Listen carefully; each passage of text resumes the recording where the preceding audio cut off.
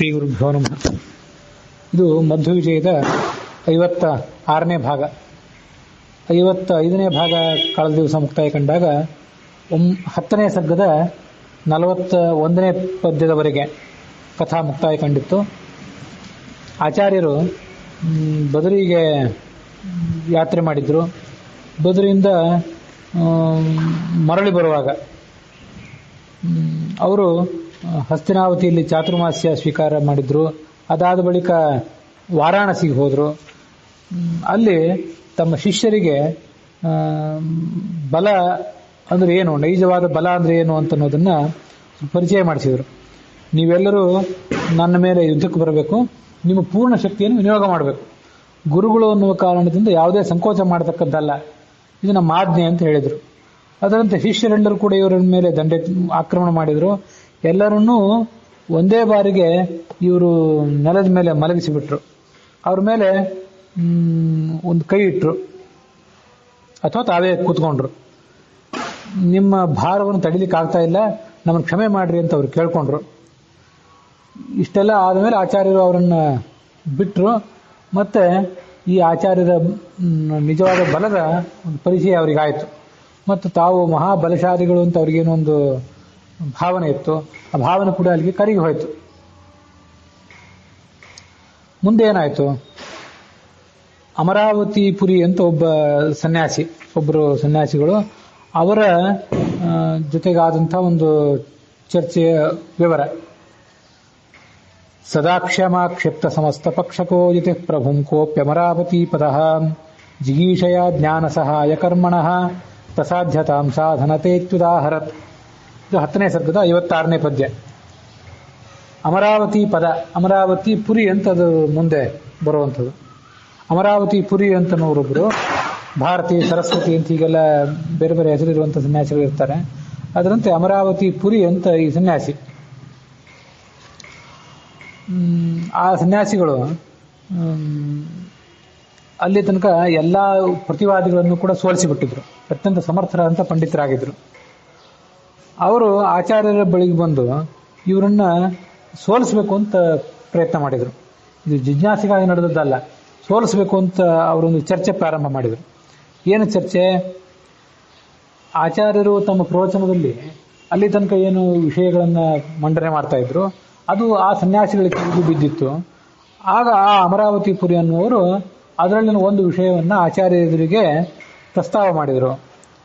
ಆಚಾರ್ಯರು ತಮ್ಮ ಸಿದ್ಧಾಂತಕ್ಕೆ ಅನುಗುಣವಾಗಿ ಮುಕ್ತಿಗೆ ಏನು ಕಾರಣ ಅಂತಂದ್ರೆ ಜ್ಞಾನ ಸಹಾಯ ಕರ್ಮಣಃ, ಮುಕ್ತಿಗೆ ಮುಖ್ಯವಾಗಿ ಸಾಧನವಾದದ್ದು ಭಕ್ತಿ, ಜ್ಞಾನಗಳು. ಅದಕ್ಕೆ ಕರ್ಮವು ಕೂಡ ಸಾಧನ.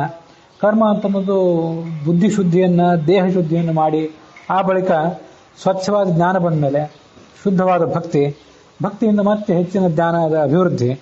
ಹೀಗೆ ಜ್ಞಾನಕ್ಕೆ ಸಹಾಯಕವಾಗುವಂಥದ್ದು ಕರ್ಮ. ಕೊನೆಗೆ ಅದು ಸಾಕ್ಷಾತ್ಕಾರಕ್ಕೆ ಸಾಧನ ಅಂತ ಆಚಾರ್ಯರು ಪ್ರತಿಪಾದನೆ ಮಾಡಿದರು. ಅದನ್ನು ಯುಕ್ತಿಯುಕ್ತವಾಗಿ ಪ್ರಮಾಣ ಪುರಸ್ಸರವಾಗಿ ಸಮರ್ಥನೆ ಮಾಡಿರಿ ಅಂತ ಆಚಾರ್ಯರ ಮುಂದೆ ಅವರು ಸವಾಲು ಹಾಕಿದರು. ಆಗ ಆಚಾರ್ಯರು ಅವರ ಎದುರಿಗೆ ಅದನ್ನೆಲ್ಲವನ್ನು ಕೂಡ ಸಮರ್ಥನೆ ಮಾಡಿದರು. ಹೇಗೆ ಕರ್ಮ ಅಂತ ಒಂದು ಜ್ಞಾನಕ್ಕೆ ಸಹಾಯ ಆಗ್ತದೆ, ಜ್ಞಾನ ಮತ್ತು ಭಕ್ತಿಗಳು, ವೈರಾಗ್ಯಗಳು ಅವು ಹೇಗೆ ಮುಕ್ತಿಗೆ ಸಾಧಕ ಅನ್ನೋದನ್ನು ಸಮರ್ಥನೆ ಮಾಡಿಬಿಟ್ರು. ಇದ್ರ ಹಿನ್ನೆಲೆ ಏನು ಅಂತಂದ್ರೆ, ಆ ಬಂದಂಥವರು ಅದ್ವೈತ ಸಂಪ್ರದಾಯದ ಸನ್ಯಾಸಿಗಳು ಅಂತ ಕಾಣಿಸ್ತದೆ. ಅವರಲ್ಲಿ ಜ್ಞಾನ ಮತ್ತು ಕರ್ಮ ಇವೆರಡೂ ಕೂಡ ಒಟ್ಟಿಗೆ ಇರ್ಲಿಕ್ಕೆ ಸಾಧ್ಯವೇ ಇಲ್ಲ ಅಂತ ಅಭಿಪ್ರಾಯ ಇದೆ ಆ ಸಿದ್ಧಾಂತದಲ್ಲಿ. ಅದು ಹೇಗೆ ಅಂದ್ರೆ, ಗೋ ವ್ಯಾಘ್ರಯೋರಿವ, ಹುಲಿ ಮತ್ತು ಸಿಂಹಗಳು ಒಂದು ಕಡೆ ಹೇಗಿರ್ಲಿಕ್ಕೆ ಸಾಧ್ಯ ಇಲ್ವೋ ಅದರಂತೆ ಜ್ಞಾನ ಮತ್ತು ಕರ್ಮಗಳೆರಡೂ ಕೂಡ ಒಂದು ಕಡೆ ಇರ್ಲಿಕ್ಕೆ ಸಾಧ್ಯ ಇಲ್ಲ. ಆದ್ದರಿಂದ ಅಜ್ಞಾನಿಯಾದವನು ಕರ್ಮ ಮಾಡಬೇಕು. ಅಜ್ಞಾನಿಯಾದವನು ಕರ್ಮ ಮಾಡಿ ಮಾಡಿ ಮುಂದೆ ಜ್ಞಾನ ಗಳಿಸಿಬಿಟ್ರೆ ಆತ ಏನು ಕರ್ಮವನ್ನು ಕೂಡ ಮಾಡಬೇಕಾಗಿಲ್ಲ. ಇದು ಆ ಸಿದ್ಧಾಂತದಲ್ಲಿ ಪ್ರತಿಪಾದಿತ ಆಗಿರುವಂತಹ ಒಂದು ಅಭಿಪ್ರಾಯ. ಜ್ಞಾನಿಯಾದವನಿಗೆ ಕರ್ಮ ಮಾಡ್ಲಿಕ್ಕೆ ಸಾಧ್ಯವೇ ಇಲ್ಲ. ಜ್ಞಾನಿಯಾದವನು ಜಗತ್ತೆಲ್ಲವನ್ನು ಕೂಡ ಭಗವನ್ಮಯ ಅಂತ ತಿಳ್ಕೊಂಡಂಥವನು ಈ ಜಗತ್ತಿನಲ್ಲಿ ಏನು ಕರ್ಮ ಮಾಡ್ಯಾನು, ಏನು ಸಂಧ್ಯಾವಂದನೆ, ಏನು ದೇವರ ಪೂಜೆ, ಯಾವ ಯಜ್ಞ, ಏನು ಮಾಡ್ಲಿಕ್ಕೆ ಸಾಧ್ಯ? ಅದನ್ನು ಕರ್ಮ ಮಾಡ್ಲಿಕ್ಕೆ ಸಾಧ್ಯವೇ ಇಲ್ಲ ಅಂತ ಆತನ ಅಭಿಪ್ರಾಯ ಆಗಿತ್ತು, ಆ ಸಿದ್ಧಾಂತದ ಅಭಿಪ್ರಾಯ. ಆಚಾರ್ಯರು ಅದನ್ನು ನಿರಾಕರಣೆ ಮಾಡಿದರು. ನಿರಾಕರಣೆ ಮಾಡಿ ಏನು ಹೇಳಿದರು ಅಂತಂದ್ರೆ, ವಸ್ತುತಃ ಜ್ಞಾನಿಯಾದವನಿಗೆ ಕರ್ಮ ಮಾಡ್ಲಿಕ್ಕೆ ಸಾಧ್ಯ, ಅಜ್ಞಾನಿಯಾದವನಿಗೆ ಕರ್ಮ ಮಾಡ್ಲಿಕ್ಕೆ ಬರೋದೇ ಇಲ್ಲ ಅಂತ ಪ್ರತಿಪಾದನೆ ಮಾಡಿದ್ರು ಆಚಾರ್ಯರು. ಯದೇವ ಶುದ್ಧಯ ಕರೋತಿ, ಯದೇವ ವಿದ್ಯೆಯ ಕರೋತಿ ಶುದ್ಧಯ ತದೇವ ವೀರ್ಯವತ್ತರಂ ಭವತಿ. ಜ್ಞಾನಪೂರ್ವಕವಾಗಿ ಅತ್ಯಂತ ಶ್ರದ್ಧೆಯಿಂದ ಯಾವ ಕರ್ಮವನ್ನು ಮನುಷ್ಯ ಮಾಡ್ತಾನೋ ಅವನಿಗೆ ಆ ಜ್ಞಾನದ ಪೂರ್ಣ ಫಲ. ಯಾವುದೇ ಕರ್ಮ ಆಗಲಿ, ರಾಜಸೂಯಾಗಂಥ ಮಹಾಯಾಗವೇ ಆಗಲಿ ಅಥವಾ ಸಂಧ್ಯಾವಂದನೆಯಂಥ ತೀರ ಸಣ್ಣ ಕರ್ಮವೇ ಆಗಲಿ, ಇವೆಲ್ಲವೂ ಕೂಡ ಜ್ಞಾನಪೂರ್ವಕವಾಗಿ ಮಾಡಿದಾಗಲೇ ಮಾಡಿದವನಿಗೆ ಅತ್ಯಂತ ಹೆಚ್ಚಿನ ಫಲ. ಇದು ಆಚಾರ್ಯರ ಅಭಿಪ್ರಾಯ ಆಗಿತ್ತು. ಮತ್ತು ಭಗವದ್ಗೀತಾದಲ್ಲೆಲ್ಲ ಕೂಡ ಸರಿಯಾಗಿ ಪ್ರತಿಪಾದಿತ ಆಗಿರುವಂತಹ ವಿಷಯ ಇದೆ. ಜ್ಞಾನಿಯಾದವನು ಕರ್ಮ ಮಾಡಲಿಕ್ಕೆ ಸಾಧ್ಯ ಇಲ್ಲ ಅಂತಂದುಬಿಟ್ರೆ ಅಭಿಪ್ರಾಯ ಏನಾಯಿತು? ಕುರು ಕರ್ಮಯವ ತಸ್ಮಾತ್ತಂ ಪೂರ್ವತರಂ ಕೃತಂ ಅಂತ ಕೃಷ್ಣ ಅರ್ಜುನನನ್ನು ಕರ್ಮದಲ್ಲಿ ತೊಡಗಿಸಿದ್ನಲ್ಲ. ನೀನು ಕರ್ಮವನ್ನು ಮಾಡಲೇಬೇಕು. ಕರ್ಮಣೈವ ಈ ಸಂಸಿದ್ಧಿ ಮಾಸ್ತಿದ ಜನಕಾದಯ ಕುರು ಕರ್ಮಯವ ತಸ್ಮಾತ್ವಂ. ಜನಕ ಮೊದಲಾದವರೆಲ್ಲ ಕರ್ಮವನ್ನು ಮಾಡಿಯೇ ಎತ್ತರಕ್ಕೇರಿದ್ರು.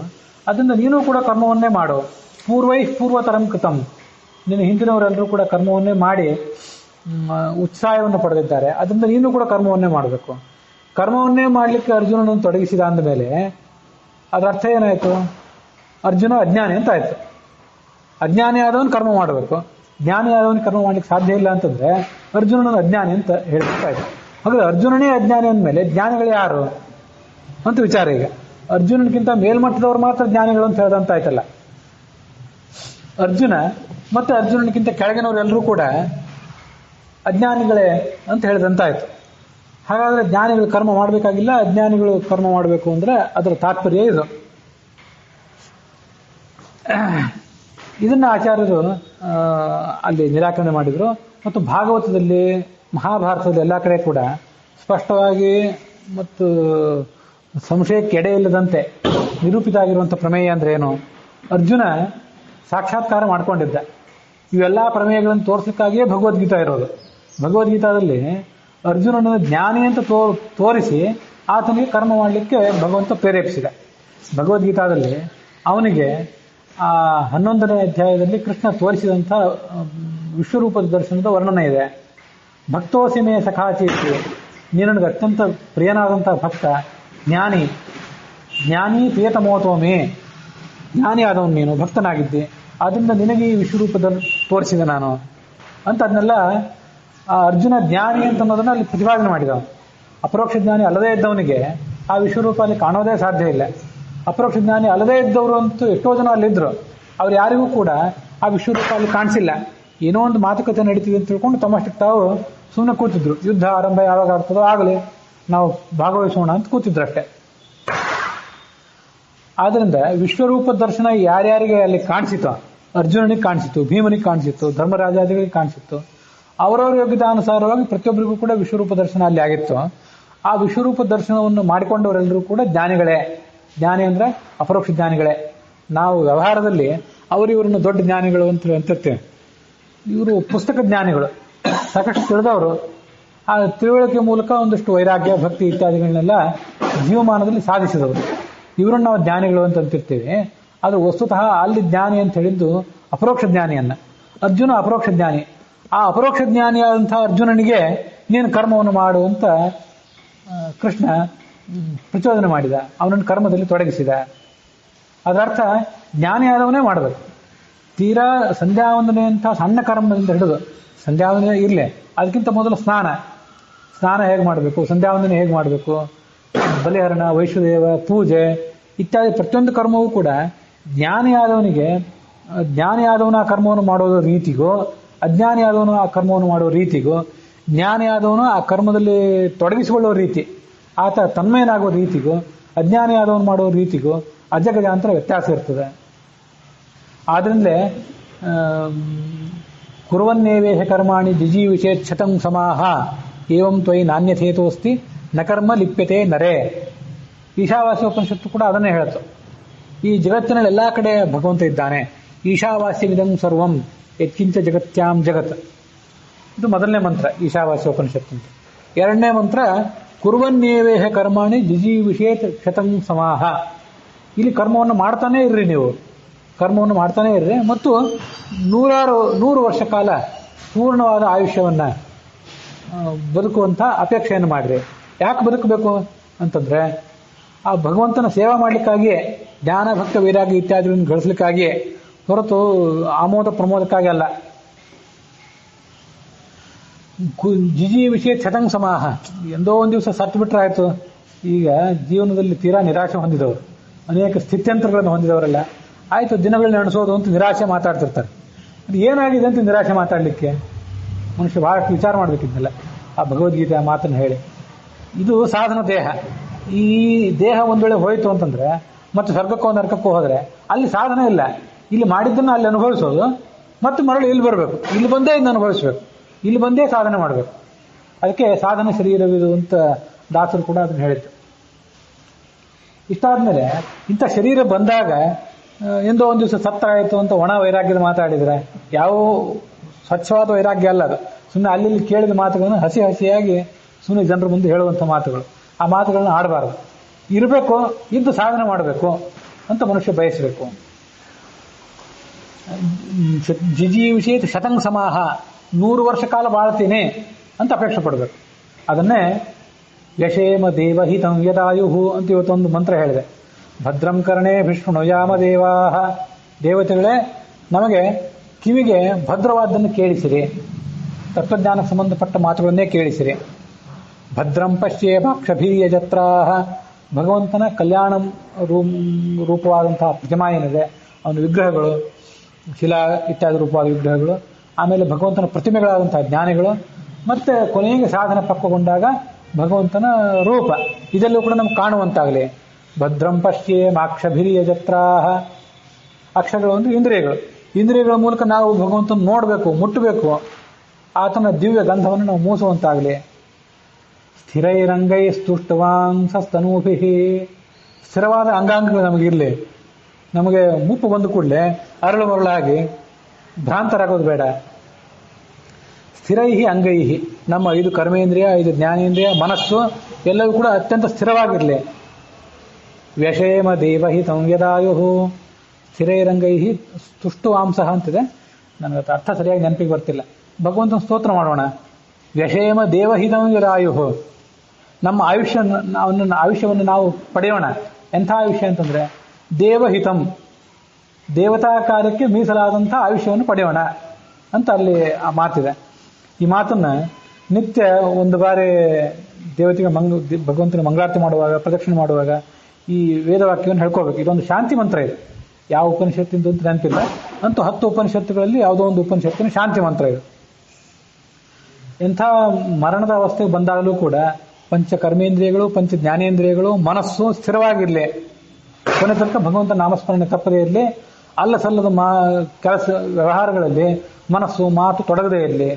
ಮನಸ್ಸಿಗೆ ಮುಖ್ಯವಾಗಿ ಬುದ್ಧಿ ಭ್ರಾಂತವಾಗದೇ ಇರಲಿ ಅಂತ ಕೇಳ್ಕೊಳ್ಳಿಕ್ಕೆ ಬೇಕಾದಂಥ ಮಾತಿದು. ಇದು ವಿಷಯ ದೇವತಾ ಕಾರ್ಯಕ್ಕೆ ಮೀಸಲಾದಂಥ ಒಂದು ಆಯುಷ್ಯವನ್ನು ನಾವು ಪಡ್ಕೊಳ್ಳೋಣ ಅನ್ನೋ ಮಾತಿಗೂ, 100 ವರ್ಷ ಬಾಳಿ ನಾವು ಬದುಕೋಣ ಅನ್ನುವಂಥ ಈಶಾವಾಸ್ಯ ಉಪನಿಷತ್ತಿನ ಮಾತಿಗೂ ಅಂಥ ಸಂಬಂಧ ಇದೆ. ಇದೆಲ್ಲ ಏನು ತೋರಿಸ್ತದೆ ಅಂತಂದರೆ ಅಲ್ಲಿ ಬಂತಲ್ಲ, ಕುರುವನ್ನೇವೇಹ ಕರ್ಮಾಣಿ, ಕರ್ಮವನ್ನು ಮಾಡ್ತಾನೆ ನಾವು ಬದುಕಲಿಕ್ಕೆ ಅಪೇಕ್ಷೆ ಪಡಬೇಕು ಅಂತ ವೇದವಾಕ್ಯ ಹೇಳಿತಲ್ಲ. ಹಾಗಾದರೆ ಕರ್ಮವನ್ನು ಮಾಡ್ತಾನೆ ಮನುಷ್ಯ ಇರಬೇಕು, ಆತ ಹಾಗೆ ಬದುಕಲಿಕ್ಕೆ ಅಪೇಕ್ಷೆ ಪಡಬೇಕು. ಈಗ ಪೂರ್ವ ಪಕ್ಷದಂತೆ ಅಜ್ಞಾನಿಗಳಿಗೆ ಕರ್ಮ, ಜ್ಞಾನಿಗಳಿಗೆ ಕರ್ಮ ಇಲ್ಲ ಅಂತಂದ್ರೆ ಈ ಉಪನಿಷತ್ತು ಕರ್ಮವನ್ನು ಮಾಡು ಅಂತ ಹೇಳಿದ್ದು ಯಾರಿಗೆ? ಅಜ್ಞಾನಿಗಳಿಗೆ ಆಯ್ತಲ್ಲ. ಅಜ್ಞಾನಿಗಳಿಗೆ ಕರ್ಮವನ್ನು ಮಾಡು ಅಂತ ಹೇಳಿತು. ಹಾಗಾದ್ರೆ ಜ್ಞಾನಿಗಳಿಗೆ ಆ ಉಪನಿಷತ್ತು ಅನ್ವಯ ಆಗೋದಿಲ್ಲ ಅಂತ ಆಯ್ತಲ್ಲ. ವಸ್ತುತಃ ಹಾಗಲ್ಲ. ಉಪನಿಷತ್ತಿನ ವೇದಗಳ ಪ್ರತಿಯೊಂದು ವಾಕ್ಯವೂ ಕೂಡ ಅಜ್ಞಾನಿಗಳಿಗೆ ಜ್ಞಾನಿಗಳಿಗೆ ಸಮಾನವಾಗಿ ಅನ್ವಯವಾಗುವಂತಿದ್ರೆ ಅದು ಉಪನಿಷತ್ತು. ಇಲ್ಲದೆ ಹೋದ್ರೆ ನಿಮಗೊಂದು ಮಾತು ಅವ್ರಿಗೊಂದು ಮಾತು ಅವ್ರಿಗೊಂದು ಮಾತು ಅಂತಾದರೆ ಆ ಉಪನಿಷತ್ತಿಗೆ ಅಂಥ ವ್ಯಾಪಕವಾದಂಥ ಒಂದು ವೈಶಿಷ್ಟ್ಯ, ವ್ಯಾಪಕವಾದ ಅರ್ಥವನ್ನು ಹೇಳುವಂಥ, ಎಲ್ಲರಿಗೂ ಅನ್ವಯವಾಗುವಂಥ ಅರ್ಥವನ್ನು ಹೇಳುವಂಥ ವೈಶಿಷ್ಟ್ಯವೇ ಅದಕ್ಕೆ ಬರೋದಿಲ್ಲ ಅಂತ ಆಗಿಬಿಡ್ತದೆ. ಆದ್ದರಿಂದ ಉಪನಿಷತ್ತಿನ ಅದು ಡಿಗ್ರೇಡ್ ಮಾಡಿದಂತೆ, ಕೆಳದರ್ಜೆಗೆ ಇಳಿಸಿದಂತೆ ಅದನ್ನು. ಇದು ಅಜ್ಞಾನಿಗಳಿಗೆ ಹೇಳಿದ್ದು ಜ್ಞಾನಿಗಳಿಗೆ ಹೇಳಲಿಲ್ಲ ಅಂತಂದರೆ ಜ್ಞಾನಿಗಳು ಅವ್ರು ಏನು ಮಾಡಬೇಕು? ಸುಮ್ಮನೆ ಕೂತಿರ್ಬೇಕು ಸೋಮಾರಿಗಳಾಗಿ. ಸಂಧ್ಯಾವಂದನೆ ಇಲ್ಲ, ದೇವರ ಪೂಜೆಯೂ ಇಲ್ಲ, ವೈಷ್ಣುದೇವ ಬಲಿಹರಣಗಳು ಇರಲಿ, ಅದನ್ನ ಬಿಟ್ಟು ಬರೋಣ. ಸ್ವಾಧ್ಯಾಯ ಪ್ರವಚನ ಅದೂ ಇಲ್ಲ, ಯಾಕಂದ್ರೆ ಅದು ಒಂದು ಕರ್ಮನೇ. ಅದನ್ನಾದ್ರೂ ಯಾಕೆ ಮಾಡಬೇಕು? ಅಂಥ ಭಗವನ್ಮಯತೆಯನ್ನು ಪಡ್ಕೊಂಡಂಥವನು, ಅದ್ವೈತದಲ್ಲಿ ಹೇಳಿರೋಂಥ ಭಗವನ್ಮಯತೆಯನ್ನು ಪಡ್ಕೊಂಡವನು ಯಾರಿಗೆ ಉಪದೇಶ ಮಾಡ್ತಾನೆ, ಏನು ಉಪದೇಶ ಮಾಡ್ತಾನೆ, ಯಾಕೆ ಮಾಡ್ತಾನೆ, ಅವನು ಬೇರೆ ಏನು ಕಾಣಿಸೋದೇ ಇಲ್ಲ. ಇಂಥ ಪರಿಸ್ಥಿತಿಗೆ ಅವನು ಬಂದರೆ ಸ್ವಾಧ್ಯಾಯ ಪ್ರವಚನಾಭ್ಯಾಂ ನ ಪ್ರಮದಿತವ್ಯಂ ತದ್ಧಿ ತಪಃ ತೈತರಿಯ ಉಪನಿಷತ್ತು. ಕೃಷ್ಣ ಯಜುರ್ವೇದಕ್ಕೆ ಸಂಬಂಧಪಟ್ಟಂಥದ್ದು ತೈತರಿಯ ಉಪನಿಷತ್ತು, ಶುಕ್ಲ ಯಜುರ್ವೇದಕ್ಕೆ ಸಂಬಂಧಪಟ್ಟದ್ದು ಈಶಾವಾಸ್ಯ ಉಪನಿಷತ್ತು. ಈಗ ಮೊದಲು ಹೇಳಿದ್ದು ಸ್ವಾಧ್ಯಾಯ ಪ್ರವಚನಗಳನ್ನು ಬಿಡಬೇಡ್ರಿ ಅಂತ ಉಪದೇಶ ಮಾಡ್ತಿದೆಯಲ್ಲ ವೇದ, ಇದು ಯಾರನ್ನು ಉಪದೇಶ ಮಾಡಬೇಕು? ಜ್ಞಾನಿಗಳಿಗೆ ಉಪದೇಶ. ಸ್ವಾಧ್ಯಾಯ ಪ್ರವಚನ ಯಾರು ಮಾಡಬೇಕು? ಜ್ಞಾನ ಯಾದವನು ಮಾಡಬೇಕು. ಸರ್, ನಿಜವಾದ ನಮ್ಮಂಥವ್ರ ಕಡೆಯಿಂದ, ಕೇವಲ ವಿದ್ವಾನದ ಡಿಗ್ರಿ ಪಡ್ಕೊಂಡವ್ರ ಕಡೆಯಿಂದ ಪ್ರವಚನ ಮಾಡಿಸಿ ಏನು ಉಪಯೋಗ, ಪ್ರವಚನ ಹೇಳಿ ಏನು ಉಪಯೋಗ? ನಿಜವಾದ ಜ್ಞಾನಿಯಾದವನು ಪ್ರವಚನ ಮಾಡಬೇಕು. ಕೇಳಿದ್ರೆ ಅಂಥವನ ಕಡೆಯಿಂದ ಕೇಳಬೇಕು. ಅಂಥವ್ನು ಸಿಕ್ಕಿಲ್ಲ ಅಂತೇಳಿ ನಾವು ಇವ್ರ ಕಡೆ ಕೇಳ್ತೇವೆ ಅಷ್ಟೇ ವಸ್ತುತಃ. ಇದು ಜಗತ್ತಿನ ಸ್ಥಿತಿ. ಅದು ಸ್ವಾಧ್ಯಾಯ ಮಾಡು, ಯಾವತ್ತೂ ಕೂಡ ಪ್ರವಚನ ಮಾಡು ಅನ್ನೋ ಮಾತು ನಿಜವಾಗಿ ಜ್ಞಾನಿಗೆ ಒಪ್ಪುವಂಥ ಮಾತು. ಆದರೆ ಅಜ್ಞಾನಿಗೆ ಒಪ್ಪುವಂಥ ಮಾತು ಅಂತ ನೀವು ಡಿಗ್ರೇಡ್ ಮಾಡಿಬಿಟ್ರೆ ಅಂಥ ಅಜ್ಞಾನಿ ಆದವನ ಕಡೆಯಿಂದ ಈ ಉಪದೇಶ ಮಾಡಿಸಿ ಏನು ಉಪಯೋಗ? ಈ ಉಪದೇಶವನ್ನು ಕೇಳಿ ಏನು ಉಪಯೋಗ? ವೇದಗಳನ್ನು ಯಾವ ಮಟ್ಟಕ್ಕೆ ನಾವು ತೊಗೊಂಡೋಗಿ ಬೀಳಿಸಿದಂತಾಯ್ತು. ಮತ್ತೆ ಇನ್ನೊಂದು ಮಾತು, ಯಾವತ್ ಜೀವಂ ಅಗ್ನಿಹೋತ್ರಂ ಜುಹುಯಾತ್, ಯಜುರ್ವೇದದಲ್ಲೇ ಎಲ್ಲೋ ಬರುವಂಥ ಮಾತು. ಮನುಷ್ಯ ಬದುಕಿರೋ ತನಕನೂ ಅಗ್ನಿಹೋತ್ರ ಮಾಡಬೇಕು, ಸಾಯೋ ತನಕ ಅವ್ನು ಬಿಡುವಂಗೆ ಇಲ್ಲ. ಕೊನೆಗೆ ಅವನು ಯಾವ ಅಗ್ನಿಯಲ್ಲಿ ಅಗ್ನಿಹೋತ್ರ ಮಾಡ್ತಿರ್ತಾನೋ ಅದೇ ಅಗ್ನಿಯನ್ನು ತೊಗೊಂಡು ಹೋಗಿ ಸ್ಮಶಾನಕ್ಕೆ ತೊಗೊಂಡೋಗಿ ಅವನನ್ನು ಸುಡಬೇಕು, ಅವನ ಶರೀರವನ್ನು ಸುಡಬೇಕು. ಯಾವತ್ ಜೀವಮಗ್ನಿಹೋತ್ರಂ ಜುಹುಯಾತ್ ಅಂತ ಒಂದು ಮಾತು. ಈ ಒಬ್ಬ ಸಾಧಕ, ಇನ್ನೂ ಅವನಿಗೆ ಅಪರೋಕ್ಷ ಜ್ಞಾನ ಆಗಿಲ್ಲ. ಅಗ್ನಿಹೋತ್ರ, ಉಪಾಸನ, ಬಲಿಹರಣ, ವೈಶ್ವದೇವ, ಸಂಧ್ಯಾವಂದನೆ ಏನೇನೋ ಮಾಡ್ತಾ ಹೋದ. ಒಂದು 8 ವರ್ಷಕ್ಕೆ ಉಪನಯನ ಆದರೆ ಅಲ್ಲಿಂದ ಮುಂದೆ ಮಾಡ್ತಾ ಹೋದ. ಒಂದು 70-80 ವರ್ಷ ಬದುಕಿದ್ದ ಅಂತ ತಿಳ್ಕೊಳ್ರಿ, ಅಥವಾ 100 ವರ್ಷ ಬದುಕಿದ್ದ ಅಂತ ತಿಳ್ಕೊಳ್ರಿ. ಒಂದು 30, 40 ಅಥವಾ 50ನೇ ವಯಸ್ಸಿಗೆ ಯಾವುದೋ ಒಂದು ವಯಸ್ಸಿನಲ್ಲಿ ಅವನಿಗೆ ಅಪರೋಕ್ಷ ಜ್ಞಾನ ಆಯಿತು. ಅಪರೋಕ್ಷ ಜ್ಞಾನ ಸಾಯೋ ಟೈಮ್ಗೆ ಆಗೋದಲ್ಲಲ್ಲ ಎಲ್ಲರಿಗೂ. ಒಬ್ಬರಿಗೆ 10ನೇ ವಯಸ್ಸಿಗೆ ಅಪರೋಕ್ಷ ಜ್ಞಾನ ಆಗ್ಬೋದು. ಅಂದರೆ ಆ ಸಾಧನೆ ಹಂತ ತಲುಪಿದಾಗ, ಅಷ್ಟೆಲ್ಲ ಜನ್ಮಗಳನ್ನು ದಾಟಿ ಬಹೂನಾಂ ಜನ್ಮನಾಮಂತೆ ಜ್ಞಾನವಾನ್, ಅಲ್ಲಿ ಬಹುನಾಂ ಜನ್ಮನಾಮಂತೆ ಜ್ಞಾನವಾನ್ ನಾಂ ಪ್ರಪದ್ಯತೆ, ಅನೇಕ ಜನ್ಮಗಳ ನಂತರ ಜ್ಞಾನ ಪಡ್ಕೊಂಡು ಪಡ್ಕೋತಾನೆ ಅಂತ ಮಾತಿದೆಯಲ್ಲ. ಬಹುನಾಂ ಜನ್ಮನಾಮಂತೆ ಜ್ಞಾನವಾನ್, ಅನೇಕ ಜನ್ಮಗಳ ನಂತರ ಅಪರೋಕ್ಷ ಜ್ಞಾನ ಪಡ್ಕೋತಾನೆ. ಅಪರೋಕ್ಷ ಜ್ಞಾನ ಪಡ್ಕೊಂಡಾದ ನಂತರ ಅನೇಕ ಜನ್ಮ ದಾಟಿದ ಮೇಲೆ ನನ್ನನ್ನು ಪಡ್ಕೋತಾನೆ. ಆ ಬಹುನಾಂ ಜನ್ಮನಾಮ ಅಂತೆ ಅನ್ನೋದನ್ನ ಎರಡಕ್ಕೂ ಅನ್ವಯಿಸ್ಬೇಕು. ಅಲ್ಲಿ ಕಾಣಿಸೋದು ಒಂದೇ ಕಡೆ ಕಾಣಿಸ್ತದೆ. ಅಲ್ಲಿ ಗೀತಾ ತಾತ್ಪರ್ಯದಲ್ಲಿ, ಗೀತಾ ಭಾಷ್ಯದಲ್ಲಿ, ಗೀತಾ ವಿವೃತ್ತಿಯಲ್ಲಿ ಏನು ಮಾಡಿದಾರೋ ನನಗೆ ಗೊತ್ತಿಲ್ಲ, ಹೀಗೆ ಮಾಡಿರಬೇಕು. ಈಗ ನಾನೀಗ ಅರ್ಥ ಹೇಳಬೇಕಾದಿದ್ದು ನನ್ನ ಸ್ವಂತದ ಅರ್ಥ ಏನಲ್ಲ, ಅಲ್ಲಿ ಇದ್ದನ್ನೆಲ್ಲೋ ನೋಡಿ ಯಾವುದೋ ಒಂದು ಟಿಪ್ಪಣಿಯಲ್ಲಿ ಇದ್ದದನ್ನೋ ಸಂಸ್ಕಾರ ಬರದಿಂದ ಈ ಅರ್ಥ ಹೇಳ್ತೇನೆ. ಅದು ಎಲ್ಲಿ ಹೇಳಿದಾರೋ ನನಗೆ ನೆನಪಿಲ್ಲ ಅನ್ನೋದಕ್ಕಾಗಿ ಈ ಸ್ಪಷ್ಟೀಕರಣ ಕೊಟ್ಟೆ ಅಷ್ಟೆ. ಅನೇಕ ಜನ್ಮಗಳ ನಂತರ ಜ್ಞಾನ ಪಡ್ಕೊಂಡಾದ ನಂತರ ಅನೇಕ ಜನ್ಮಗಳ ನಂತರ ನನ್ನನ್ನು ಪಡಿತಾನೆ. ಹಾಗಾದರೆ ಹೀಗೆ ಅನೇಕ ಸರಿ ಈ ಎಲ್ಲ ಕರ್ಮಗಳು, ಸ್ವಾಧ್ಯಾಯ, ಪ್ರವಚನ, ಸಂಧ್ಯಾವಂದನೆ, ಸತ್ಕರ್ಮಗಳು, ಇದನ್ನು ಅನೇಕ ಜನ್ಮಗಳಲ್ಲಿ ಮಾಡಿ ಮಾಡಿ ಮಾಡಿ ಯಾವುದೋ ಒಂದು ಜನ್ಮದಲ್ಲಿ ಇದ್ದಕ್ಕಿದ್ದಂತೆ ಅಪರೋಕ್ಷ ಜ್ಞಾನ ಆಗ್ತದೆ. ಅದು ಒಬ್ಬನಿಗೆ 10ನೇ ವಯಸ್ಸಿಗೆ ಆಗ್ಬೋದು, ಒಬ್ಬನಿಗೆ 5ನೇ ವಯಸ್ಸಿಗೆ ಆಗ್ಬೋದು, ಒಬ್ಬನಿಗೆ 10, 20, 30 ಯಾವತ್ತೂ ಆಗ್ಬೋದು. ಸಾವು ಇನ್ನೂ ದೂರ ಇದೆ. ಸಾಯೋದು 70, 80, 100 ಯಾವಾಗ. ಆದರೆ ಇದಕ್ಕಿದ್ದಂಗೆ 40ನೇ ವಯಸ್ಸಿಗೆ ಅಪರೋಕ್ಷ ಜ್ಞಾನ ಆದರೆ ಮುಂದೆ ಏನು ಮಾಡ್ಬೇಕಾದ್ರೆ ಅವನು ಅಗ್ನಿಹೋತ್ರ ಬಿಟ್ಬಿಡ್ಬೇಕು ಅಂತ ಆಯ್ತಲ್ಲ. ಅಜ್ಞಾನಿಗಳಿಗೆ ಕರ್ಮ, ಇವನಿಗೆ ಜ್ಞಾನ ಬಂತು, ಇವನ್ಯಾಕೆ ಅಗ್ನಿಹೋತ್ರ ಮಾಡಬೇಕು? ಇದಕ್ಕಿದ್ದಂತೆ ಸಂಧ್ಯಾವಂದನೆ, ತಿಲಾಂಜಲಿ, ಪಿಂಡ ಪ್ರದಾನಕ್ಕೆ ತಿಲಾಂಜಲಿ, ಎಲ್ಲ ಕರ್ಮಗಳು ಸ್ಟಾಪ್ ಮಾಡಿ ಸ್ತಬ್ಧನಾಗಿಬಿಡಬೇಕು. ಇದು ಅವನಿಗೆ ಮಾಡ್ಲಿಕ್ಕೆ ಸಾಧ್ಯವ, ಪ್ರಾಯೋಗಿಕವಾಗಿ ಸಾಧ್ಯವ ಅಂತೆಲ್ಲ ವಿಚಾರ ಮಾಡಬೇಕು.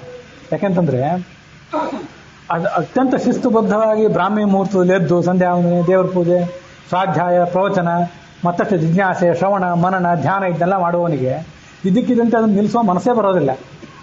ನಮ್ಮಂಥವ್ರಿಗೆ ಇನ್ನು ಅಪಕ್ವರಾದವ್ರು ನಾವೇನಿರ್ತೀವಲ್ಲ, ನಮಗೆ ಯಾವಾಗ ಒಮ್ಮೆ ಹೇಳಲಿಕ್ಕೆ ಆಲಸ್ಯ, ಸತ್ಕರ್ಮ ಮಾಡ್ಲಿಕ್ಕೆ ಆಲಸ್ಯ, ಇವತ್ತು ಪ್ರವಚನ ಬೇಡ ಬಿಡ್ರಿ ಅಂತ ಹೇಳೋರಿಗೆ ಆಲಸ್ಯ, ಕೇಳೋರು ಕೆಲವು ಬಾರಿ ಆಲಸ್ಯ, ಇವೆಲ್ಲ ನಮ್ಮಂಥವ್ರಿಗೆ. ಅದ್ರಲ್ಲಿ ಯಾವ ಪರಾಕಾಷ್ಠೆಯನ್ನು ತಲುಪಿರ್ತಾನೆ ಅವ್ರಿಗೆ ಇಂಥವೆಲ್ಲ ಆಲಸ್ಯಗಳು, ಪ್ರಮಾದಗಳು ಬರೋದೇ ಇಲ್ಲ. ಬಂದರೂ ನಮ್ಗಿಂತ ಬಹಳ ಅಲ್ಪ. ಬರೋದಿಲ್ಲ ಅಂತಲ್ಲ, ಅವನಿಗೂ ಪ್ರಾರಬ್ಧವಶಾತ್ ಏನೇನೋ ಆಗಬಹುದು, ಆದರೆ ಅದೆಲ್ಲ ಬಹಳ ಅಲ್ಪ. ಹಾಗಾದರೆ ಈ ಜ್ಞಾನಿಗಳಾದವ್ರಿಗೆ ಕರ್ಮ ಬೇಡ, ಅಜ್ಞಾನಿಗಳಾದವ್ರಿಗೆ ಕರ್ಮ ಬೇಕು ಅಂತ ಹೇಳ್ತಾ ಹೋದರೆ ಆ ಜ್ಞಾನಿಯಾದವನು ಇವನ್ನೆಲ್ಲ ನಡೆಯೋ ನಿಲ್ಲಿಸ್ಬೇಕಾಗ್ತದೆ. ಯಾವಜ್ಜೀವನ ಅಗ್ನಿಹೋತ್ರಂ ಜುಹುಯಾತ್, ಬದುಕಿರೋ ತನಕ ಅಗ್ನಿಹೋತ್ರ ಮಾಡಬೇಕು ಮತ್ತು ಕರ್ಮಗಳನ್ನು ಮಾಡಬೇಕು. ಸ್ವಾಧ್ಯಾಯ ಪ್ರವಚನಾಭ್ಯಾಂ ನ ಪ್ರಮಜಿತವ್ಯಂ, ಕುರುವನ್ನೇವೇಹ ಕರ್ಮಾಣಿ ಜಿಜೀವಿಷೇಕ್ಷತಂ ಸಮಾಹ ಅನ್ನೋ ಮಾತು ಭಗವದ್ಗೀತೆ ಮಾತುಗಳು. ಎಲ್ಲಾ ಮಾತುಗಳನ್ನು ಕೂಡ ಕೆಳಗಿಳಿಸಿದಂತೆ. ಅವುಗಳು ಎತ್ತರಕ್ಕೆ ನಮಗೆ ಇರ್ಲಿಕ್ಕಾಗಲಿಲ್ಲ, ಅವನ್ನೇ ನಮ್ಮ ಮಟ್ಟಿಗೆ ಜಗ್ಗಿ ಅವನಕ್ಕೆ ಅಪಾರ್ಥ ಮಾಡಿದಂತಾಯ್ತು. ಇದೇನು ಗತಿ? ಇಲ್ಲಿ ಟಿಪ್ಪಣಿಗಳಲ್ಲಿ ಈ ಮಾತೆಲ್ಲ ಇಲ್ಲ. ಅದನ್ನು ಬ್ರಹ್ಮಸೂತ್ರ ಭಾಷ್ಯದಲ್ಲಿ, ಅದನ್ನು ವ್ಯಾಖ್ಯಾನದಲ್ಲಿ ಆಚಾರ್ಯರು ವಿಶದವಾಗಿ ವಿವರಿಸಿದ್ದಾರೆ. ಟೀಕಾ ಟಿಪ್ಪಣಿಗಳಲ್ಲಿ ಕೂಡ ಆ ಮಾತು ಸ್ಪಷ್ಟವಾಗಿ ಬಂದಿದೆ. ಇದನ್ನೆಲ್ಲ ಆಚಾರ್ಯರು ಹೇಳಿದರು. ನಮ್ಮ ವೇದಾಂತದಲ್ಲಿ ಜ್ಞಾನ ಯಾರಿಗೆ ಬರ್ತದೋ ಅವನಿಗೆ ಕರ್ಮ ಮಾಡ್ಲಿಕ್ಕೆ ಸಾಧ್ಯ. ಹೆಚ್ಚೆಚ್ಚು ಜ್ಞಾನ ಬಂದಷ್ಟು ಹೆಚ್ಚು ಹೆಚ್ಚು ಸ್ಪಷ್ಟವಾಗಿ ಕರ್ಮ ಮಾಡ್ತಾ ಹೋಗ್ತಾನೆ. ಅಪರೋಕ್ಷ ಜ್ಞಾನದ ಬಳಿಕನೂ ಕೂಡ ಕರ್ಮಗಳನ್ನು ಮಾಡ್ತಾ ಇರ್ತಾನೆ. ಯಾಕೆಂತಂದ್ರೆ ಕುರು ಕರ್ಮೈವ ತಸ್ಮಾತ್ ತ್ವಂ ಪೂರ್ವತರಂ ಕೃತಂ, ನೀನು ಕರ್ಮವನ್ನು ಮಾಡು. ಚಿಕೀರ್ಷುರ್ ಲೋಕಸಂಗ್ರಹಕ್ಕಾಗಿ ಹೋಗಿದ್ರು ಕರ್ಮ ಮಾಡು. ನೀನು ಕರ್ಮ ಮಾಡದೆ ಹೋದ್ರೆ, ನೋಡ್ರಿ ಅವ್ರು ದೊಡ್ಡ ಜ್ಞಾನಿಗಳು ಏನೂ ಮಾಡ್ತಿಲ್ಲ. ಅವರು ಸಂಧ್ಯಾ ವಂದನೆ, ದೇವ್ರ ಪೂಜೆ, ಸ್ವಾಧ್ಯಾಯ ಪ್ರವಚನ ಏನೂ ಬೇಡ, ತಮಷ್ಟಕ್ಕೆ ತಾವು ಕೂತಿದ್ದಾರೆ. ಅವ್ರೇನು ಮಾಡ್ತಿಲ್ಲ, ನಾವ್ಯಾಕೆ ಮಾಡಬೇಕು? ಮನುಷ್ಯನಿಗೆ ಒಳ್ಳೆಯ ಉದಾಹರಣೆಗಳ ಮೂಲಕ ಪಾಠ ಕಲಿಯುವಂಥ ಬುದ್ಧಿ ಬರೋದಕ್ಕೆ ಬಹಳ ಕಡಿಮೆ. ಅವ್ರು ಏನು ಮಾಡ್ತಿಲ್ಲ ಅನ್ನೋದು ನೋಡಿಬಿಡ್ತಾನೆ. ಜಡಭರತನ ಸುದ್ದಿ ಬೇರೆ. ಜಡಭರತ ಸಂಧ್ಯಾ ವಂದನೆ, ದೇವ್ರ ಪೂಜೆ ಇದರಲ್ಲೆಲ್ಲ ತೊಡಗಿಸ್ಕೋತಿರ್ಲಿಲ್ಲ. ಯಾಕೆ ಅಂತಂದ್ರೆ ಅವನು ಬಹುತೇಕ ಸಮಾಜ ವ್ಯವಸ್ಥೆಯಲ್ಲೇ ಇರ್ತಿದ್ದ. ಸಮಾಜ ವ್ಯವಸ್ಥೆಯಲ್ಲಿ ಇದ್ದವನಿಗೆ ಇದರಿಂದ ಎಲ್ಲದರಿಂದ ವಿನಾಯಿತಿ ಇದೆ. ಅದು ಮುಂದೆ ಭಗವದ್ಗೀತಾದಲ್ಲಿ, ಅದನ್ನು ಮುಂದೆ ನಾವೀಗ ವಿರಾಟ ಪರ್ವ, ಉದ್ಯೋಗ ಪರ್ವ, ಅದಾದ ಬಳಿಕ ಬರುವಂಥ ಭೀಷ್ಮ ಪರ್ವದಲ್ಲಿ, ಭಗವದ್ಗೀತಾದಲ್ಲಿ ಅದನ್ನೆಲ್ಲ ನಾವು ನೋಡ್ತೇವೆ. ಚಿತ್ತಪ್ರಜ್ಞಸ್ಯ ಕಾ ಭಾಷಾ ಸಮಾಧಿಸ್ಥಸ್ಯ ಕೇಶವ, ಅವನಿಗೆ ಎಲ್ಲ ಕರ್ಮಗಳಿಂದಲೂ ವಿನಾಯಿತಿ ಇದೆ. ಎದ್ದು ಹೊರಗೆ, ಸಮಾಜ ವ್ಯವಸ್ಥೆಯಿಂದ ಎದ್ದು ಹೊರಗೆ ಬಂದರೆ ಎಲ್ಲ ಕರ್ಮಗಳನ್ನು ಮಾಡ್ತಾ ಹೋಗ್ತಾನೆ. ಇಲ್ಲಿ ಹೋಗಲಿಲ್ಲ. ಅವನನ್ನು ಬಿಟ್ಟರೆ ಉಳಿದವರಿಗೆಲ್ಲರೂ ಕೂಡ ಅದು ಕಡ್ಡಾಯ. ಯಾಕೆಂದರೆ ಅವನನ್ನು ನೋಡಿ ಜನ ಮಾಡಬೇಕು ಅನ್ನೋದಕ್ಕಾಗಿ. ಇಷ್ಟನ್ನೆಲ್ಲ ಆಚಾರ್ಯ ಸಮರ್ಥನೆ ಮಾಡಿದರು. ಮುಂದಿನ ಶ್ಲೋಕ ಹೀಗಿದೆ: ಸಂಸಾಧಿತಾರ್ಥೆ ಭಗವತ್ಯಯುಕ್ತಿವಿತ್ ಪಪ್ರಚ್ಛ ಸಜ್ಞಾನ ಪದಾರ್ಥ ಮುಗ್ರಧೀಹಿ ಜಾತಸ್ಯ ತೇ ಜ್ಞಾನ್ಯಸಿ ಚೇನ್ನ ಸಹ ಪ್ರಶ್ನೋ ಘಟೇತೇತಿ ನಿರಾಕೃತೈಷಣಂ.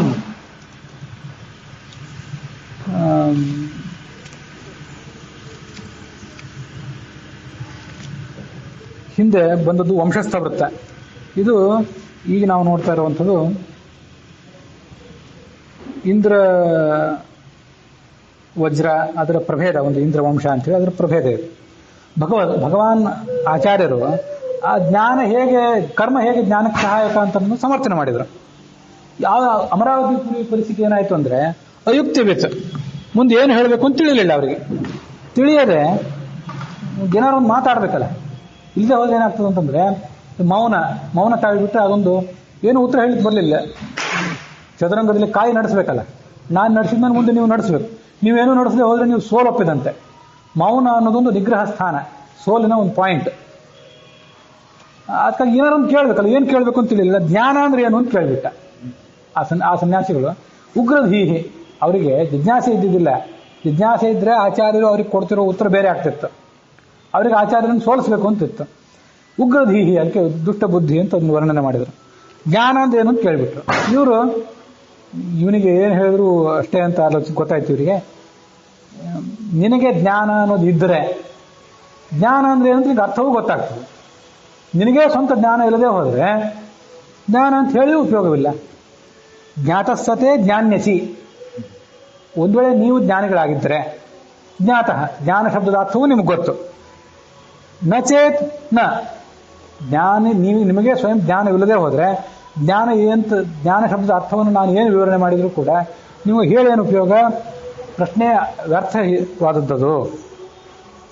ಪ್ರಶ್ನೆ ನ ಘಟೇತ, ನೀವು ಪ್ರಶ್ನೆ ಕೇಳಿದ್ದೇ ವ್ಯರ್ಥ, ನಾವು ಅದಕ್ಕೆ ಉತ್ತರ ಕೊಡೋದು ಕೂಡ ವ್ಯರ್ಥ.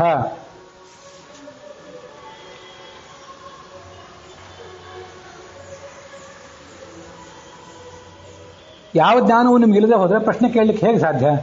ಇದು ಆಚಾರ್ಯರ ಅಭಿಪ್ರಾಯ. ಹೀಗೆ ಅಮರಾವತಿ ಪುರಿಗಳ ಖಂಡನೆ ಆಗೋಯ್ತು. ವಿತತ ತಮೋಂತಂ ಸಾಧಯಂತ್ಯ ನಿತಾಂತಂ ಸದಸಿ ರೇಜೆ ವ್ಯಾಖ್ಯೆಯ ವ್ಯಾಸ ಶಿಷ್ಯ ಸಕಲ ಸಮಯಸ್ತಾಂ ಭೋಜಬಂಧಾಭಿನಂದಿ ಶರದಿ ಶರದಿ ಚಂದ್ರಶ್ಚಂದ್ರಿಕಾ ಸಂಪದೇವ. ಸದಸಿ ಸದಸಿ ಆಚಾರ್ಯರು ಎಲ್ಲೆಲ್ಲಿ ಹೋಗ್ತಿದ್ರು, ಎಲ್ಲೆಲ್ಲಿ ವಿದ್ವತ್ಸಭೆ ನಡೀತಿತ್ತು, ಅಲ್ಲೆಲ್ಲ ಆಚಾರ್ಯರು ತಮ್ಮ ಪ್ರವಚನ ಮಾಡ್ತಾ ಇದ್ರು. ಆ ಪ್ರವಚನ ಅಂತನ್ನೋದೊಂದು ಚಂದ್ರಿಕಾ ಇದ್ದಂತೆ, ಬೆಳದಿಂಗಳಿದ್ದಂತೆ. ಬೆಳದಿಂಗಳು ಬಂದ್ರೆ ಏನಾಗ್ತದೆ ಅಂತಂದ್ರೆ ಎಲ್ಲ ಕಡೆ ಇರುವಂತ ಕತ್ತಲು ಪರಿಹಾರ ಆಗ್ತದೆ. ಮತ್ತೆ ಎಲ್ಲ ಅರಳಿರುವಂತ ಕಮಲ ಎಲ್ಲ ಮತ್ತು ಮೊಗ್ಗಾಗಿಬಿಡ್ತದೆ. ಇದು ಬೆಳದಿಂಗಳು ಬಂದಾಗ. ಹಾಗೆ ಆಚಾರ್ಯರು ವ್ಯಾಖ್ಯಾನ ಮಾಡ್ತಾ ಹೋದಾಗ, ಪ್ರವಚನ ಮಾಡ್ತಾ ಹೋದಾಗ ಏನಾಯ್ತು ಅಂತಂದ್ರೆ ಜನರ ಅಜ್ಞಾನ, ವಿದ್ವಾಂಸರಾದವರು ಮಾಡುವಂಥ ಜಿಜ್ಞಾಸೆ, ಅಲ್ಲಿರುವಂತಹ ಅಜ್ಞಾನ ಸಂಶಯಗಳೆಲ್ಲ ಬಗೆಹರಿದವು, ಪರಿಹಾರ ಕಂಡವು. ತಮಸ್ಸು ಅಂದ್ರೆ ಕತ್ತಲು, ಅಜ್ಞಾನ, ಅದರ ಅಂತ. ಸದಸ್ ಅಂದ್ರೆ ಪ್ರತಿಯೊಂದು ಸಭೆ. ಚಂದ್ರ ಬಂದಾಗ ಕತ್ತಲು ನಾಶ ಆಗ್ತದೆ, ಆಚಾರ್ಯರು ಬಂದಾಗ ಅಜ್ಞಾನ ನಾಶ ಆಯ್ತು. ಮತ್ತೆ ಚಂದ್ರ ಬಂದಾಗ ಅರಳಿದ ಕಮಲ ಮೊಗ್ಗಾಗ್ತದೆ ಅಂತಲ್ಲ. ಆಚಾರ್ಯರು ಪ್ರವಚನ ಮಾಡಿ ಮುಗಿಸಿದ ಬಳಿಕ ಏನಾಗ್ತಿತ್ತು ಅಂದ್ರೆ ಎಲ್ಲಾ ವಿದ್ವಾಂಸರು ಕೂಡ ಈ ಕೈ ಮುಗಿತಿದ್ರು. ಈ ಕೈ ಮುಗಿದದ್ದೇ ಒಂದು ಕಮಲ, ಕರಕಮಲ. ಮೊದಲು ಕೈ ಮುಗಿಕೊಂಡು ಹೀಗೆ ಕೂತಿರ್ತಿದ್ರು. ಆಚಾರ್ಯ ಕೈ ಮುಗಿದು ಅಲ್ಲಿ ಹಿಂದೊಂದ್ಸರಿ ಬಂತಲ್ಲ, ಶಾಮ್ಯ ಸೌಮ್ಯ ಸಕಲಜ್ಞ ನಮಸ್ತೆ ದೇವತಾ ಸ್ವಸುಲಭ ಪ್ರತಿಭಾತೆ. ದೇವತೆಗಳಲ್ಲೂ ಕೂಡ ನಿಮ್ಮಂತಹ ಪ್ರತಿಭಾವಂತರು ಇರೋರು ಯಾರು ಇದ್ದಾರೋ ಇಲ್ಲೋ ನಮ್ಗೆ ಗೊತ್ತಿಲ್ಲ. ಶಾಮ್ಯ ಸೌಮ್ಯ ಸಕಲಜ್ಞ, ನೀವು ಸರ್ವಜ್ಞರು, ನಿಮ್ಗೆ ನಮಸ್ಕಾರ ಅಂತ ಪಂಡಿತರೆಲ್ಲ ನಮಸ್ಕಾರ ಮಾಡಿಬಿಟ್ರು ಅಂತ ಬಂದಿತ್ತು ಹಿಂದೆ. ಅದರಂತೆ ಪಂಡಿತರು ಕೈ ಮುಗಿತಿದ್ರು. ಕರಕಮಲ. ಸಕಲ ಸಮಯಿಗಳು ಅಂದ್ರೆ ದರ್ಶನಕಾರರು, ದರ್ಶನವನ್ನು ಓದಿದವರು. ಹಸ್ತಾಂಭೋಜ, ಹಸ್ತ ಅನ್ನೋದೇ ಒಂದು ಕಮಲ, ಅದರ ಬಂಧ ಅಂದ್ರೆ ಕೈ ಮುಗಿಯೋದು. ಅದಂತೆ ಆಚಾರ್ಯರು ಕೈ ಮುಗಿದ್ರೆ ಆಚಾರ್ಯರು ಸುಮ್ಮನೆ ಇರ್ತಿದ್ರು, ಏನು ಹೇಳ್ತಿರ್ಲಿಲ್ಲ. ಆಚಾರ್ಯರು ಏನು ಪ್ರತಿಪಾದನೆ ಮಾಡಿದ್ರು ಮುಂದೆ ಆಯಾ ಸಭೆಗಳಲ್ಲಿ? ಜನನಂ ಸಮಯೇ ಸಮಯೇ ಜಗತಃ ಪ್ರತಿಥೇ ಸಮಯೇ ಸಮಯೇ ದಮಿತೆ ಸನಿರಾ ಸಮಯೇ ಸಮಯೇ ಸ್ಥಿತಿಯುಕ್ ಸ್ವಭಾ ಸಮಯೇ ಸಮಯೇಷ್ಟಧಿಯ.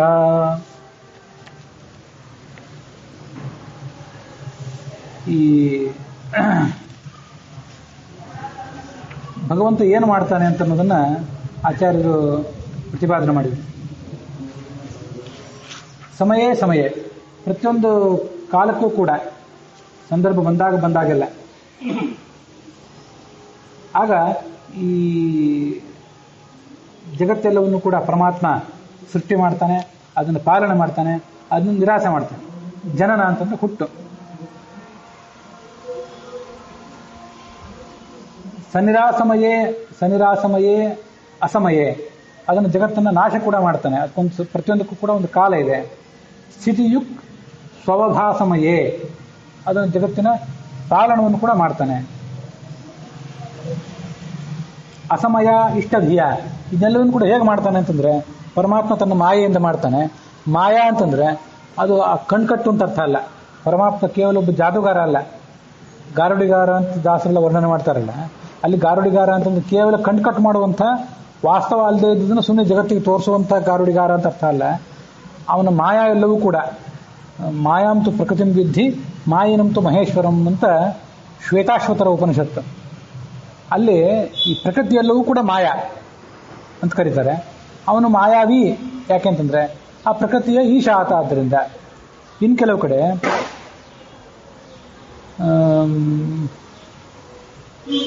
ನಿಯತಿರ್ ಮಾಯೇತಿ ಪ್ರಕೃತಿಶ್ಚೇವ ಮಾಯಾ ನಿಯತಿರ್ ಮೋಹಿನೀತಿ ಚ ಪ್ರಕೃತಿರ್ ವಾಸನೇತ್ಯೇವಂ ತವೇಚ್ಛಾನಂತ ಕಥ್ಯತೆ. ಮಾಯಾ, ನಿಯತಿ, ಮೋಹಿನಿ ಇವೆಲ್ಲವೂ ಕೂಡ ಆ ಭಗವಂತನ ಇಚ್ಛೆಗೆ ಹೆಸರು. ಭಗವಂತ ಮಾಯೆಯಿಂದ ಇದನ್ನೆಲ್ಲ ಮಾಡ್ತಾನೆ ಅಂತಂದ್ರೆ ಸುಳ್ಳಾಗಿ ಮಾಡ್ತಾನೆ ಅಂತ ಅರ್ಥ ಅಲ್ಲ, ತನ್ನ ಇಚ್ಛಾಕ್ಕನುಸಾರವಾಗಿ ಮಾಡ್ತಾನೆ. ಇಷ್ಟ ಧಿಯ, ಆತನ ಅಭಿಪ್ರಾಯಕ್ಕನುಸಾರವಾಗಿ ಇದನ್ನೆಲ್ಲ ಮಾಡ್ತಾನೆ. ಆತ ಪ್ರಥಿತ ಅಂದ್ರೆ ಎಲ್ಲಾ ಶಾಸ್ತ್ರಗಳಲ್ಲಿ ಕೂಡ ಅತ್ಯಂತ ಪ್ರಸಿದ್ಧನಾದವನು. ವೇದೇ ರಾಮಾಯಣೇ ಚೈವ ಪುರಾಣೇ ಭಾರತೆ ತಥಾ ಆದಾವಂತ್ಯೇ ಚ ಮಧ್ಯೇ ಚ ವಿಷ್ಣು ಸರ್ವತ್ರ ಗೀಯತೆ. ಅದು ಒಂದು ಹರಿವಂಶದ ಇಲ್ಲಿದ ಒಂದು ಮಾತು. ವೇದೇ ರಾಮಾಯಣೇ ಚೈವ ಪುರಾಣೆ, ಅಷ್ಟಾದಶ ಪುರಾಣಗಳಲ್ಲಿ ಭಾರತೆ, ಆದೌ ಅಂತ್ಯೇಚ ಮಧ್ಯೇಚ, ಆರಂಭದಲ್ಲಿ ಅವನ ಮಂಗಳಾಚರಣೆ ಇದೆ, ಕೊನೆಗೂ ಆತನ ಮಂಗಲಾಚರಣೆ, ಆತನ ವೈಭವದ ಗುಣಗಾನದ ಜೊತೆಗೇನೆ ಆ ಗ್ರಂಥ ಪರಿಸಮಾಪ್ತಿ ಕಾಣ್ತಿರ್ತದೆ. ಮಧ್ಯೇಚ, ಮಧ್ಯದಲ್ಲೂ ಕೂಡ ಈ ಎಲ್ಲ ಕಡೆ ಆ ಭಗವಂತನ ಮಹಿಮೆ ವರ್ಣಿತ ಆಗಿದೆ. ಅದ ಅರ್ಥ ಏನಂತಂದ್ರೆ ಈಗ ಕೆಲವು ಒಂದು ಹೊಸ ಗ್ರಂಥವನ್ನು ನಾವೇನಾದ್ರು ತೊಗೊಂಡ್ವಿ, ಒಂದು ಪುಸ್ತಕ ಅಂಗಡಿಗೆ ಹೋದಾಗ ಒಂದೇನೋ ಪುಸ್ತಕ ತೊಗೊಳ್ಬೇಕು ಅಂತ ಹೋದರೆ ಒಂದಿಷ್ಟು ಅದನ್ನ ಅಲ್ಲೆಲ್ಲೆಲ್ಲಿ ಬಿಡಿಸಿ ನೋಡ್ತೀವಿ. ಮೊದಲನೇ ಪೇಜು, ಮಧ್ಯದ ಪೇಜು, ಕೊನೆ ಪೇಜು, ಅದರಲ್ಲಿ ಏನಿದೆ, ವಿಷಯವನ್ನು ಹೇಗೆ ಪ್ರತಿಪಾದನೆ ಮಾಡಿದ್ದಾರೆ, ವಿಷಯ ಪ್ರತಿಪಾದನೆ ಮಾಡೋ ರೀತಿ ಏನಿದೆ ಮತ್ತು ಯಾವುದರ ಕುರಿತಾಗಿದೆ ಅಂತ ನೋಡ್ತೀವಿ. ನೀವು ಮೊದಲನೇ ಪೇಜ್ ಒಂದೇ ನೋಡಿಬಿಟ್ರೆ ಅದು ಸ್ಪಷ್ಟ ಆಗೋದಿಲ್ಲ. ಯಾಕಂದರೆ ಆಕಸ್ಮಿಕವಾಗಿ ಮೊದಲನೇ ಪೇಜಿನ ಒಂದು ಪೇಜ್ನಲ್ಲಿ ಏನೋ ಒಂದು ವಿಷಯವನ್ನು ಹೇಳಿರ್ತಾರೆ, ದೇವರನ್ನ ಕುರಿತಾಗಿ ಏನೋ ಒಂದು ಹೇಳಿರ್ತಾರೆ. ಕೊನೆ ಒಂದು 10 ಪುಟಗಳಲ್ಲಿ ದೇವರನ್ನ ಕುರಿತು ಇಲ್ಲಿ ತನಕ ಎಲ್ಲ ವರ್ಣನೆ ಮಾಡಾಯಿತು, ಇಂಥ ದೇವರು ಇಲ್ಲ, ದೇವರಲ್ಲಿ ಇದ್ದಾನಲಿಕ್ಕೆ ಏನೂ ಪ್ರಮಾಣವಿಲ್ಲ, ಇದೊಂದು ನಾಸ್ತಿಕರ ಬರಹ ಅಂತ ಮುಕ್ತಾಯ ಆಗಿರ್ತದೆ. ಅಂಥ ಪುಸ್ತಕ ತೊಗೊಂಡು ನಾವೇನು ಮಾಡಬೇಕು? ಅದಕ್ಕಾಗಿ ಏನನ್ನು ಪ್ರತಿಪಾದನೆ ಮಾಡ್ಲಿಕ್ಕೆ ಹೋಗಿದ್ದಾರೆ ಅಂತ ನೋಡಬೇಕು ಅಂದರೆ ಆದೋ ಅಂತ್ಯೇಚ ಮಧ್ಯೇಚ, ಅದು ಬರೆಯುವವನ ತಾತ್ಪರ್ಯ ಏನು, ಏನನ್ನು ಬರಲಿಕ್ಕೆ ಅವನು ಹೊರಟಿದ್ದಾನೆ ಅನ್ನೋದನ್ನು ಪೂರ್ವಾಪರ ಕೂಲಂಕಷ ವಿಮರ್ಶೆ ಮಾಡಿದರೆ ಗೊತ್ತಾಗ್ತದೆ. ಅದಕ್ಕೆ ಅದನ್ನು ಹೇಳಿದರು. ಪ್ರಥಿತೆ ಅಂತ ಅತ್ಯಂತ ವೇದಾದಿ ಶಾಸ್ತ್ರಗಳಲ್ಲಿ ಅತ್ಯಂತ ಪ್ರಸಿದ್ಧನಾದವನು.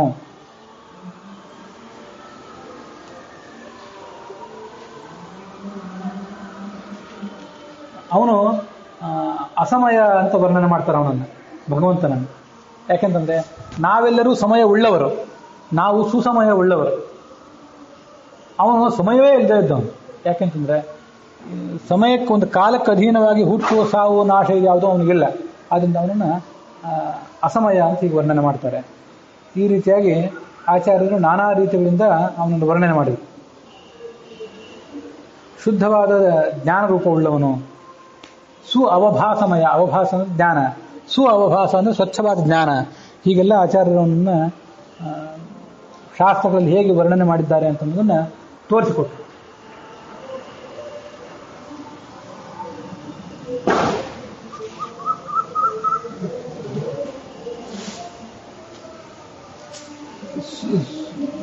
ಮತ್ತು ಕೆಲವು ಕಡೆ ಈ ಸ್ವಭಾಸ ಮಯೆ ಅಂತಿದೆಯಲ್ಲ, ಸು ಅವಭಾಸ ಮಯೆ ಅಂತ ಒಂದು ಪದಚ್ಛೇದ, ಸು ಅವಭಾಸಂ ಅಯೆ ಅಂತ ಹೀಗೂ ಪದಚ್ಛೇದ.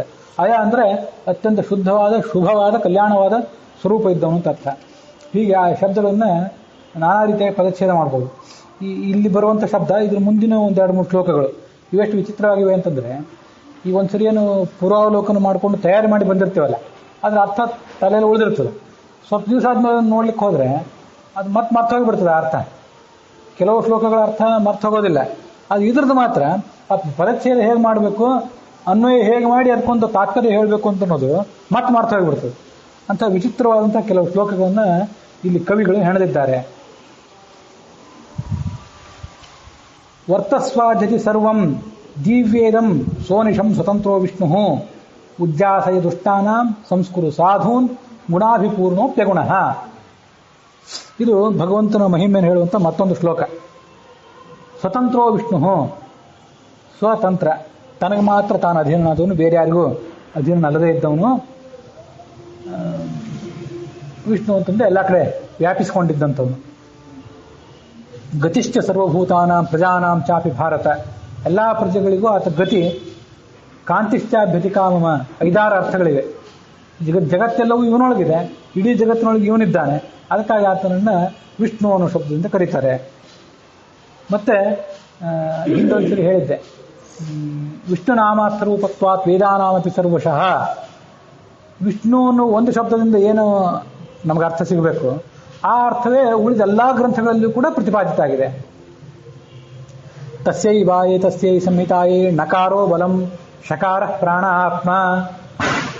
ನಕಾರ ಬಲವನ್ನು ಹೇಳ್ತದೆ, ಶಕಾರ ಅಂತ ಅನ್ನೋದು ಆತ ಜಗತ್ತಿನ ನಿಯಾಮಕ ಅನ್ನೋ ಅರ್ಥವನ್ನು ಹೇಳ್ತದೆ.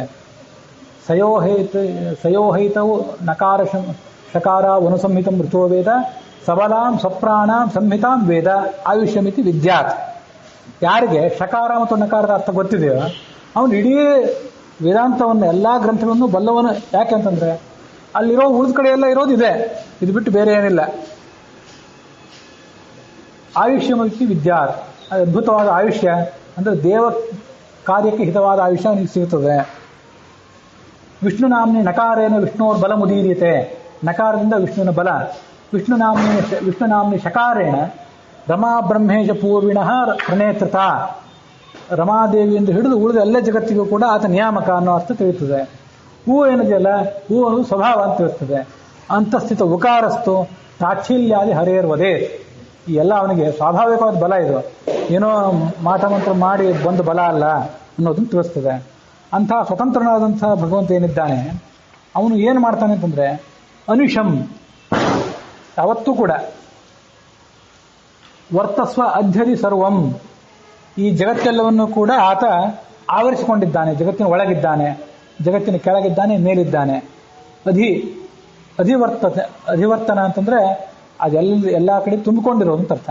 ಅಧಿಕಾರ ಅಂತಂತಿರ್ತಾರಲ್ಲ, ಅಧಿಕಾರಿಗಳು ಅಂತಂದ್ರೆ ಮೇಲಿರುವಂಥವ್ರು, ಆದ್ರೆ ಒಳ ಹೊರಗುಗಳನ್ನ ಎಲ್ಲವನ್ನೂ ಬಲ್ಲವರು, ಅದನ್ನ ತನ್ನ ಹತೋಟಿಯಲ್ಲಿ ಇಟ್ಕೊಂಡಿರೋರು, ಅವರು ಅಧಿಕಾರಿಗಳು. ಹಾಗೆ ಅಧಿವರ್ತನ ಅಂತಂದ್ರೆ ಜಗತ್ತಿನ ಮೇಲೆ ಸಂಪೂರ್ಣವಾದ ಹತೋಟಿ, ಅದರ ಜ್ಞಾನ, ಅದರ ಸೃಷ್ಟಿ ಪಾಲನೆ ಎಲ್ಲವನ್ನು ತೋರಿಸುವಂಥದ್ದು ಅಧಿ ಅನ್ನೋ ಉಪಸರ್ಗ. ಅಧಿವರ್ತಸ್ವ, ಭಗವಂತ ಹಾಗಿದ್ದಾನೆ, ಇದ್ದಾನೆ ಅಂತ ಅರ್ಥ. ಅದಕ್ಕೆ ಬೇರೆ ಕಡೆ ಎಲ್ಲಾದ್ರೂ ಒಂದ್ ಕಡೆ ವರ್ತಸ್ವ ಅಂತ ಅರ್ಥ ಬಂದ್ರೆ ಇರುವಂತ ಅರ್ಥ. ಇಲ್ಲಿ ಭಗವಂತನೇ ನೀನು ಇರುವಂತ ಅರ್ಥ ಅಲ್ಲ, ಇಲ್ಲಿ ಮಾತ್ರ ಇದ್ದಾನೆ ಅಂತ ಅರ್ಥ.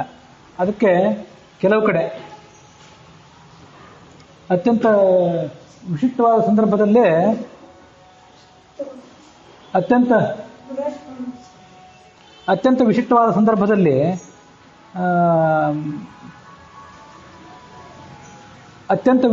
ಸಂದರ್ಭದಲ್ಲಿ ಪ್ರಥಮ ವಿಭಕ್ತಿಯ ಪ್ರಥಮ ಪುರುಷದ ಅರ್ಥವನ್ನೇ ಭಗವಂತ ಹೀಗೆ ಮಾಡ್ತಾನೆ ಅನ್ನೋದನ್ನೇ ಹೀಗೆ ಮಾಡು ಅಂತನೂ ಕೂಡ ಅದನ್ನು ವರ್ಣನೆ ಮಾಡ್ತಾರೆ. ಹೀಗೆ ಆ ಭಗವಂತ ಜಗತ್ತೆಲ್ಲವನ್ನು ಕೂಡ ಅವಲಂಬಿಸಿಕೊಂಡಿದ್ದಾನೆ, ಆ ಜಗತ್ತೆಲ್ಲವನ್ನು ಕೂಡ ಆವರಿಸಿಕೊಂಡಿದ್ದಾನೆ. ಮತ್ತೆ ಸರ್ವಂ ದಿವ್ಯ, ಈ ಜಗತ್ತೆಲ್ಲವನ್ನು ಕೂಡ ಆತ ತನ್ನ ಇಚ್ಛೆಯಂತೆ ನಡೆಸ್ತಾನೆ. ಸರ್ವಂ ದಿವ್ಯ ಅಂದ್ರೆ ದಿವ್ಯತಿ. ಉಜ್ಜಾಸಯ ದುಷ್ಟಾನಾಂ, ದುಷ್ಟರನ್ನೆಲ್ಲರನ್ನು ಕೂಡ ಆತ ದಮನ ಮಾಡ್ತಾನೆ. ಸಂಸ್ಕೃರು ಸಾಧೂನ್, ಸಜ್ಜನರನ್ನ ಅಲಂಕರಿಸ್ತಾನೆ. ಅಲಂಕರಿಸೋದು ಅಂದ್ರೆ ಸಂಸ್ಕಾರ ಮಾಡೋದು ಅಂತಿರ್ತಾರಲ್ಲ, ಯಾವ್ದಾದ್ರು ಪದಾರ್ಥಗಳಿಗೆ, ಅಡಿಗೆ ಪದಾರ್ಥಗಳಿಗೆ ಸಂಸ್ಕಾರ ಹಾಕಿ ಅದನ್ನು ಹೆಚ್ಚು ರುಚಿಕಟ್ಟಾಗುವಂತೆ ಮಾಡೋದು, ಅದಕ್ಕೆ ಸಂಸ್ಕಾರ ಕೊಡೋದು ಅಂತ. ಹಾಗೆ ತನ್ನ ಭಕ್ತರಾದವರಿಗೆ ಜ್ಞಾನ ಭಕ್ತಿಗಳ ಸಂಸ್ಕಾರವನ್ನು ಕೊಟ್ಟು ಅವರನ್ನು ಮೇಲೆತ್ತಾನೆ.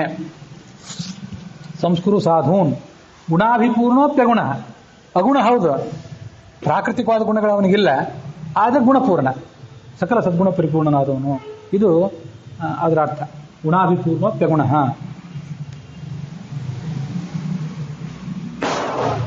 ಅಸಮೋತ್ತಮೋ ಮತೋಸು ಶ್ರೇಯಃಪತಿರು ವಿಶ್ವತೋ ವಿಭಿನ್ನಾತ್ಮ ಪರಮಾನ್ ಪ್ರಕಾಮರ್ಥಾನ್ ಪ್ರಕಾಶಯಾಮಾಸ ಸೇತ್ಯಾದೀನ್.